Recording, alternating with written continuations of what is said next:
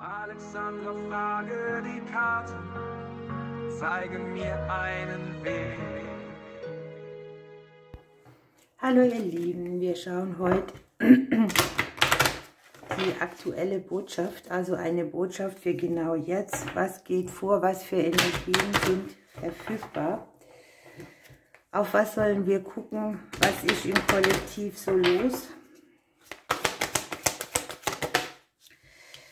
Ja, es geht hier um die Beziehungsdynamik und um das, wie wir uns geben, was wir erleben in Beziehungen, wie wir unsere Beziehungsmuster vorantreiben, was sich wie auch irgendwie manchmal verselbstständigt, was wir bisher erlebt haben, wie sich etwas entwickelt hat.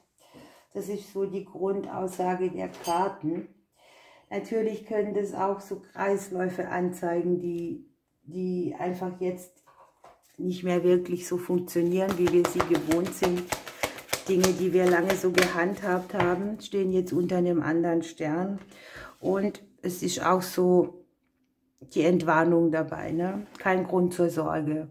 Etwas, was sich so verselbstständigt hat, hat vielleicht auch seinen Sinn gehabt. Eine Entwicklung, die auch in naher Zukunft für neue Gelegenheiten sorgt. Hier, denke ich, wird man aufgerüttelt. Es bahnt sich etwas an, wo man sich hinterfragt, ne? Bin ich hier in Beziehungsdingen auf dem richtigen Platz oder wo brauche ich eine andere Dynamik? Wo bin ich vielleicht auch gefangen in irgendwas oder festgeklebt? Wo geht es nicht voran? Hier ist auch der Umgang mit bestimmten Personen gemeint, also nicht nur so die Partnerschaften, sondern auch die, mit denen man einfach in Beziehung tritt und wo das emotionale Bewusstsein jetzt aufwacht und sagt, hallo, hier stimmt was nicht. Die Beziehung zu sich selber, die eigenen Bedürfnisse, Kompromisse, Negativität, auch die sehr von anderen wirkt. Und hier steht tatsächlich im Jetzt eine komplette Veränderung in allen Beziehungsmustern an. Man bringt etwas in eine positive Richtung, man genießt die Beziehung zu sich selbst. Wir haben die Genesung dabei für uns. Hier kann aber auch sein, dass ein neuer Mensch die Bühne betritt und damit die Dynamik ändert, weil der irgendetwas mitbringt, was wir so noch nie hatten. Ich brauche ein bisschen Platz, ihr Lieben. Schauen wir ein wenig weiter.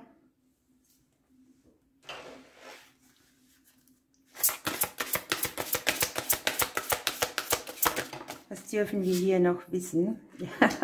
Die Beziehung, und da kommt gleich das Gegenüber, ne?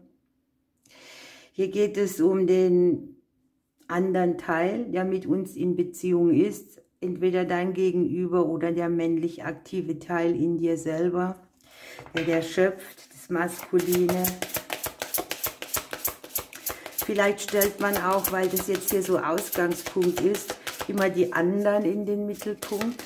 Oder jemand drängt sich auch in den Mittelpunkt und genau das sorgt hier für einen Konflikt. Es kann hier so ein bisschen Kräftemessen sein.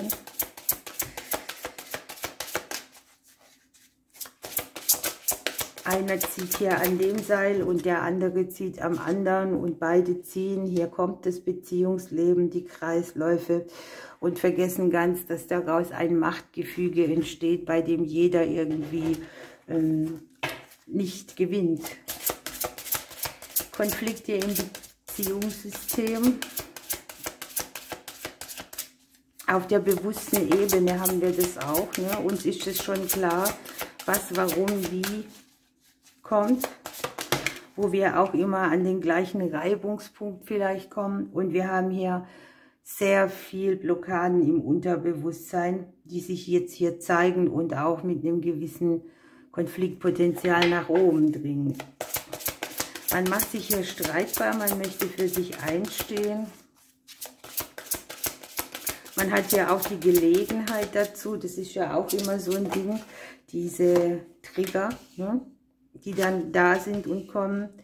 Und es geht hier um Schattenthemen im Beziehungsleben, um emotionale Konflikte. Und ich habe hier, dass in der Vergangenheit vielleicht auch sehr vieles nur kurz glücklich gemacht hat oder sehr an der Oberfläche geschweift ist. Oder ja, das ist nichts Tiefgründiges. Ne? Da ist so dieses, ich werde nicht ganz erkannt oder was sieht man denn eigentlich in mir? Und mit dem Mond natürlich auch die Psyche sehr dabei, die Spiritualität, die Emotionen, die wankenden Gefühle auch, die Sensibilität für irgendetwas.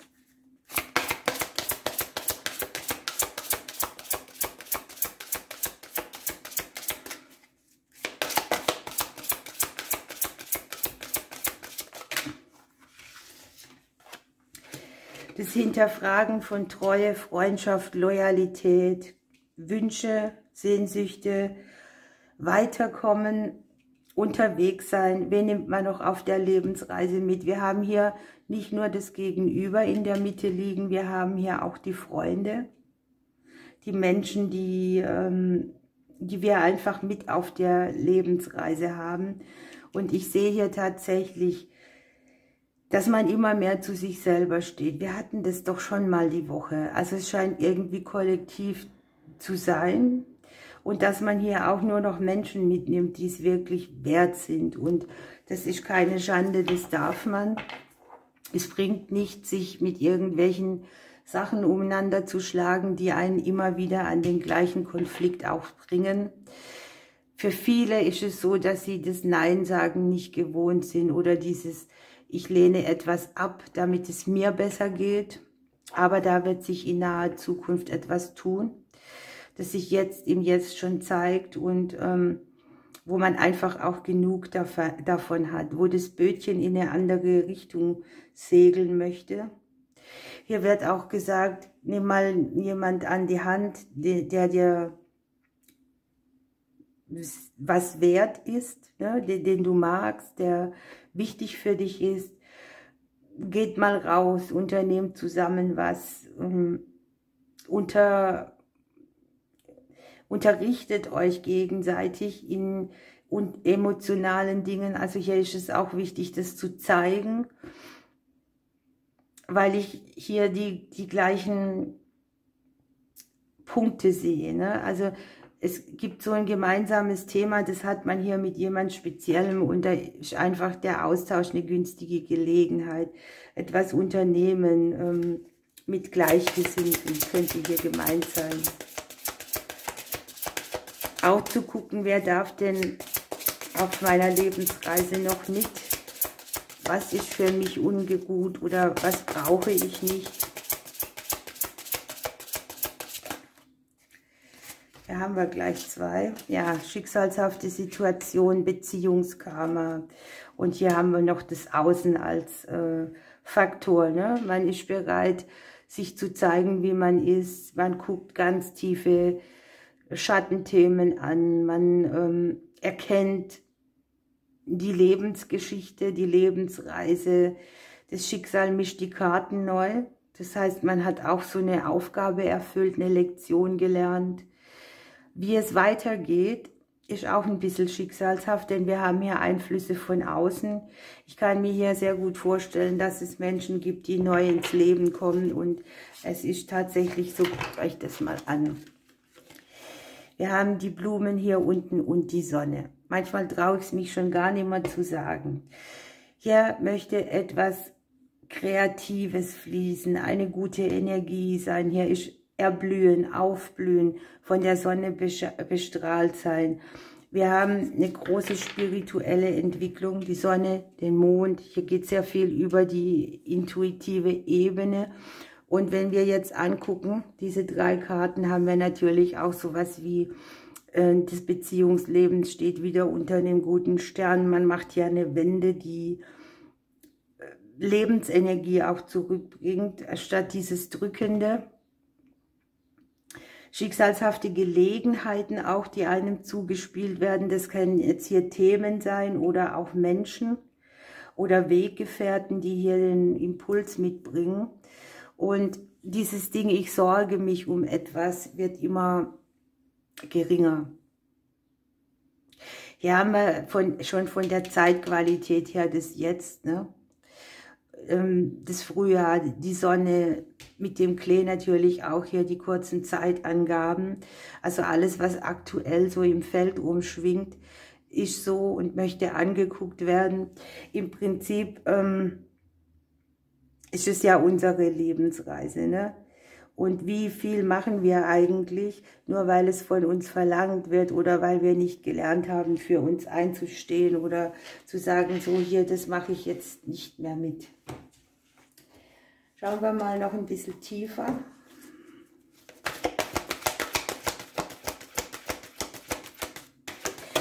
Was mir hier auch auffällt, dieser Konflikt, der hier schon sehr lange gehen kann oder dir sogar in die Wiege gelegt, ein Beziehungsmuster, das man mittritt, kann auf einem kürzeren Weg gelöst werden, als man sich das eigentlich vorstellt. Also die Lösung liegt sehr viel näher, als man denkt. Man denkt vielleicht, es wäre ein langer, schwerer Weg, aber dem ist nicht so. Guck mal, wir haben hier unten den Neubeginn und wir haben mit der Biene den Wohlstand. Hier, die Biene ist sehr emsig, die erarbeitet sich etwas, ne? Und tatsächlich hier auch, es fängt, die Glocken läuten für den Frühling ein, man blüht wieder auf, man gestaltet etwas komplett neu. Man hat die Sonne mit an Bord, mit den Emotionen natürlich auch, das Wasserelement und alles zusammen sorgt hier für ein gutes Gedeihen. Hier geht natürlich auch so ein Zyklus zu Ende. Das kann man sich so vorstellen wie bei den Jahreszeiten. Alles kommt und geht wieder und dann von vorne. Und hier kommt jetzt nach so einer kalten Zeit oder kälteren Zeit mal wieder der Frühling. Die Blumen fangen an zu blühen. Man begrüßt das Leben, den Sonnenschein, die Vitalität ist höher. Man fängt neu an und genau das ist jetzt die Aussage, die ganz wichtig ist, denn hier geht es um vertraute Abläufe, etwas, was man immer so macht, ne? Und genau das möchte sich hier erfrischen. Hier möchte etwas anders angepackt werden und umgesetzt werden und wir haben ja hier auch die goldene Gelegenheit dazu. Man spürt es auch, dass man nicht in so einem alten Muster verharren möchte und man hat so den Tatendrang, etwas zu tun.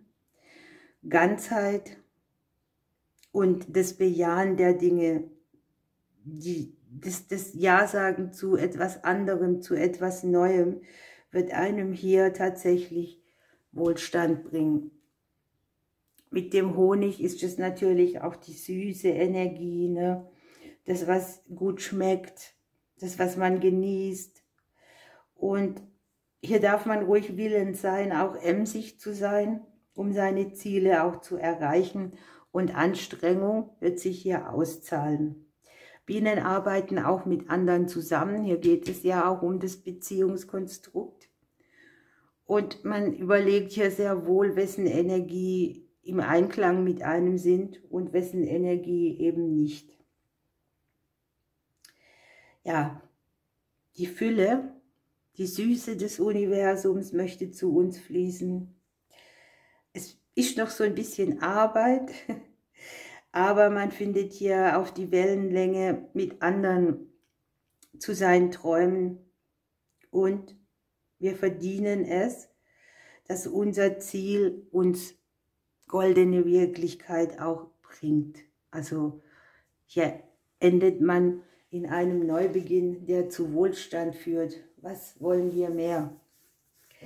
Wir schauen mal, was die Pflanzen noch dazu sagen. Welche Pflanze möchte hier mit?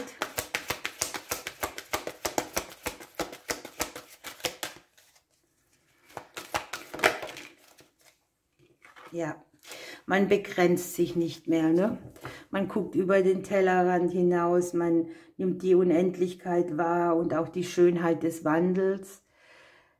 Der Wandel bringt ja oft auch so unangenehme Gefühle mit, aber wenn wir uns ich sag mal, vom Winter in den Frühjahr wandeln, in das Frühjahr wandeln, dann sieht das Ganze schon ganz anders aus, denn wir haben hier dieses Naturereignis, dass etwas, was gedarbt hat, wieder aufblüht und sich neu aufrichtet. Hier haben wir noch das Gänseblümchen.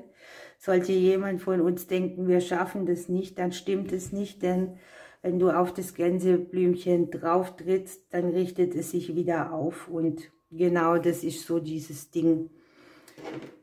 Dann, was sagen die Vögel noch?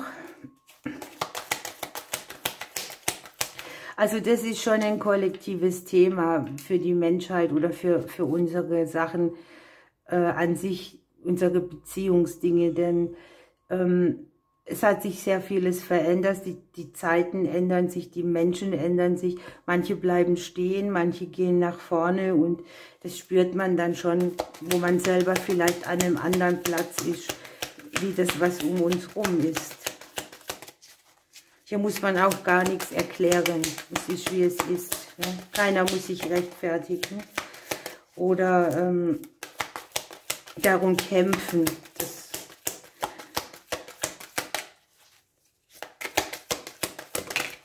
So, die Taube.